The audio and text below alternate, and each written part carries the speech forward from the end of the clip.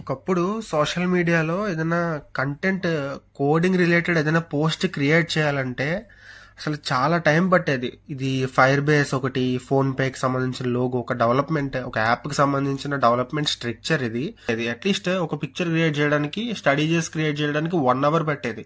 But నేను simple గా ఒక ప్రాంప్ట్ ఎంటర్ చేశాను చాట్ జీపీటీలో. నాకు ఒరిజినల్ ఐకాన్స్ వాడి ఒక యూఐ కి ఫోన్ పే గేట్వేని ఎలా కనెక్ట్ చేయాలి using node JS code development, code deployment, fire base functions లో కోడ్ ని డిప్లాయ్ చేసి ఎట్లా క్రియేట్ చేయాలి అంటే అది ఇంత క్లీన్ గా ఇచ్చేసింది. అంటే రోజు రోజుకి చాలా అడ్వాన్స్ అయిపోతుంది. మీకు కూడా ఏదైనా అర్థం కాకపోతే చాట్ జీపీటీ యూజ్ చేసి ఏదైనా స్టడీ చేస్తున్నప్పుడు నాకు పిక్టోరియల్ గా ఫ్లో చార్ట్స్ క్రియేట్ చేసి ఇవ్వు అంటే ఎంత చక్కగా ఇస్తుంది. అది స్టడీ చేసుకోవడానికి ఇంతకు మించి ఏం అవసరం లేదు అసలు. వేరే ఇన్స్టిట్యూషన్స్ కానీ, లెర్నింగ్ ఇన్స్టిట్యూషన్స్ కానీ, వేరే వెబ్సైట్ ఏం అవసరం లేదు. కరెక్ట్ గా చాట్ జీపీటీని వాడుకుంటే బోల్డ్ అంత చదువుకోవచ్చు. చాట్ జీపీటీ అనే కాదు, ఇంకా జెమినై ఉంది, జెమినై 2.5, అది ఇంకా మోర్ అడ్వాన్స్డ్ గా తయారైంది. ఇంకా చాలా ఉన్నాయి, క్లాడ్ ఏ ఉంది, ఇట్లా బోల్డ్ అండ్ ఏ టూల్స్ ఉన్నాయి వాడుకుంటా.